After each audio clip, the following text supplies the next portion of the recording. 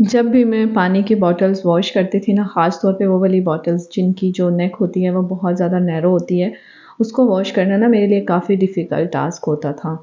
क्योंकि आपको पता है कि अगर वीकली आप लोग इन बॉटल्स की क्लीनिंग नहीं करेंगे तो पानी में से एक गंदी सी स्मेल आना शुरू हो जाती है, जिससे पानी ताज़ा भरने के बाद भी आपको पीते टाइम ये लगता है कि कितना पुराना पानी है। मतलब उसमें से एक ख़ास किस्म की स्मेल आना शुरू हो जाती है अगर हम बोतलों की क्लीनिंग अच्छे से नहीं करते हैं।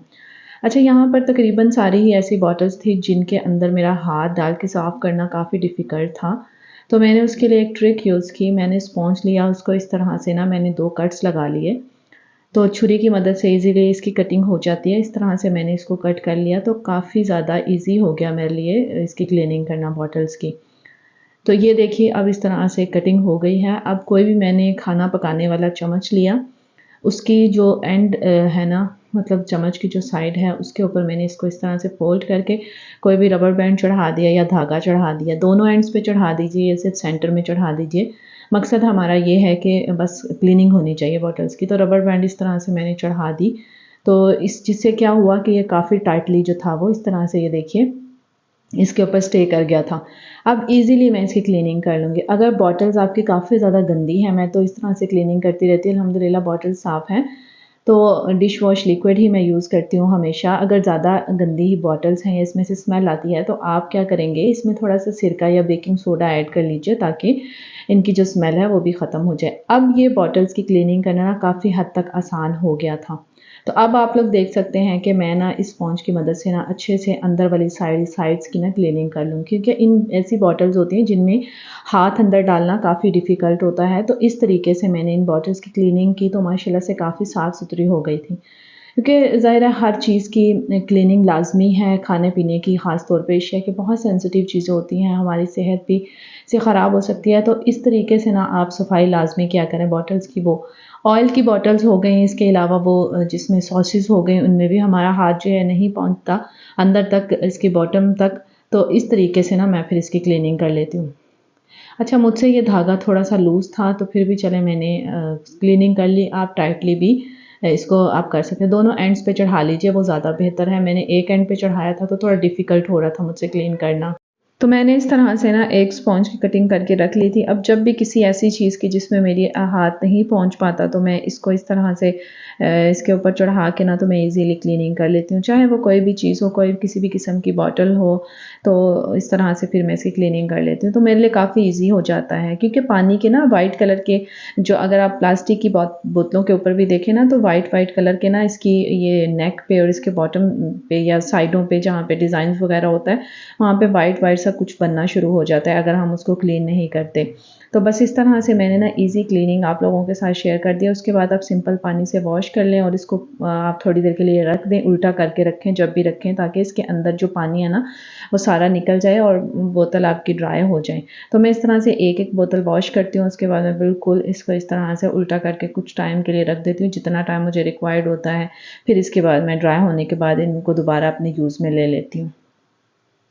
तो मतलब ये चीज़ें आप लोगों के साथ शेयर करने का मकसद ये होता है कि बाज़ औक़ात ना आप लोगों को भी कुछ कामों की, कुछ चीज़ों की समझ नहीं आ रही होती, तो किसी को कुछ करता देख के ना आप लोगों को काफ़ी हद तक जो है ना क्लीनिंग करने का तरीका आ जाता है। तो मैं हमेशा आप लोगों से किचन की क्लीनिंग हो गई, होम की क्लीनिंग हो गई, या इसके अलावा इसी रेसिपीज़ आप लोगों के साथ शेयर करती रहती हूँ। तो आप लोग वीडियोज़ को पसंद करते हैं, लाइक करते हैं, तो आप लोगों का बहुत शुक्रिया। इसके अलावा आज की वीडियो में जी बहुत ज़्यादा पूछा जाने वाला एक और क्वेश्चन ये था, वो था कि जी आप ही जब भी फ्रिज को खोलते हैं ना, एक चीज़ की स्मेल दूसरी चीज़ में से आती है। हमने बहुत कुछ करके देख लिया, लेकिन फिर भी जो है ना चीज़ों को कवर करके भी रखते हैं, लेकिन फिर भी उसमें से स्मेल आती ही आती है। अच्छा, उसके लिए आप बहुत ईज़ी सा एक मैं आप लोगों के साथ टिप शेयर कर रही हूँ। आप लोग इसको ज़रूर आज़मा के देखिएगा। इससे बहुत हद तक नहीं बल्कि 100% जो है वो इससे आपकी प्रॉब्लम सॉल्व हो जाएगी। अच्छा, बेकिंग सोडा ले लेंगे, बेकिंग पाउडर नहीं लेना, बेकिंग सोडा स्ट्रॉन्ग होता है। हमेशा मैं आप लोगों से कहती हूँ कि बेकिंग सोडा यूज़ किया करें किचन में, किसी भी काम के लिए, किचन में क्लीनिंग के लिए। तो ये 1 चम्मच के बराबर मैंने डाल लिया है, किसी भी कप में या किसी भी ग्लास में या किसी भी प्याले में डाल के भी आप रख सकते हैं। उसके बाद ये इसके ऊपर आप सिंपल वाला, मैंने तो रैपिंग शीट चढ़ाई है, आप सिंपल कोई भी शॉपर चढ़ा सकते हैं। फॉग की मदद से इसके अंदर आपने ना सुराख कर देने हैं। अब जाके ना बस आपने इसको फ्रिज में रख देना है। 15-20 मिनट के बाद ना इसका असर ख़त्म हो जाता है, तो आपने 15-20 मिनट के बाद ना इसको चेंज करके फिर से यही प्रोसेस दोबारा रिपीट करना है और फ्रिज के किसी कोने में रख देना है। आपकी फ्रिज की स्मेल तो क्या, चीज़ों की स्मेल भी एक दूसरे के अंदर से बिल्कुल भी नहीं आएगी। ये मेरा खुद का आजमाया हुआ तरीका है। अच्छा, उसके बाद एक और क्वेश्चन बहुत ज़्यादा आया था कि आप ये कॉकरोचेस किचन में बहुत ज़्यादा आते हैं, प्लीज़ उसके लिए आप कुछ बता दीजिए। तो ये आप लोगों के लिए टिप मैं शेयर कर रही हूँ। नमक ले लें 1 चम्मच, उतनी ही उसी इतनी क्वांटिटी में आप हल्दी पाउडर ले लें। दोनों चीज़ें किचन में ऑल टाइम अवेलेबल होती हैं। अच्छे से अब आप इनकी मिक्सिंग कर लीजिए, दोनों चीज़ें अच्छे से मिक्स हो जाएँ। अब अच्छा, यूज़ आप किस तरह से करेंगे, इसमें कुछ वाटर कुछ भी ऐड नहीं करना है, सिर्फ़ ये पाउडर फॉर्म में भी ही आप इसको यूज़ करेंगे। तो यहाँ पर कोई भी टिश्यू पेपर ले लीजिए या इस तरह से कागज़ की कटिंग कर लीजिए।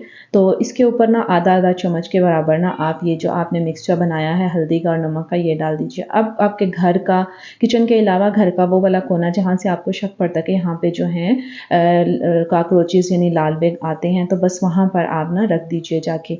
तो बिल्कुल भी कॉकरोचेज़ नहीं आएँगे, क्योंकि कॉकरोचेज़ को ना इसकी स्मेल, हल्दी की स्मेल से मतलब की वजह से ना वो नहीं आएँगे। मुझे ये महसूस होता था कि किचन के ये वाला कोना है, यहाँ से मुझे शक था कि आते हैं, तो मैंने इस जगह पे रख दिया। अब कॉकरोचेज़ जी कभी नहीं आएँगे। इसके अलावा जी और था कि चूल्हे के इर्द-गिर्द कॉकरोचेज़ बहुत ज़्यादा होते हैं, ख़ास तौर पे रात में। तो रात को सोने से पहले इन्हीं 2 चीज़ों का मिक्सचर आप हल्का-सा चूल्हे के ऊपर स्प्रिंकल कर दीजिए। उसके बाद बस ओवरनाइट इसको रखा रहने दीजिए। तो चंद दिन के बाद आप देखेंगे कि कॉकरोचेज़ जो हैं वो आपके किचन से उनका ख़ात्मा हो जाएगा। तो ये मेरी खुद की आज़माई हुई टिप्स हैं, आप लोग इन टिप्स को यूज़ कीजिएगा, आप लोगों को भी काफ़ी हद तक फ़ायदा होगा। तो बस आज की वीडियो में यही 3 मेजर क्वेश्चंस थे पूछे जाने वाले, मैंने आप लोगों के साथ शेयर कर दिया है। होप सो कि वीडियो आपको अच्छी लगी हो। वीडियो अच्छी लगे तो लाइक, शेयर एंड सब्सक्राइब कर दीजिएगा। अपना बहुत सारा ख़्याल रखिएगा, दुआओं में याद रखिएगा। मुझे दीजिए इजाज़त। अल्लाह हाफ़िज़।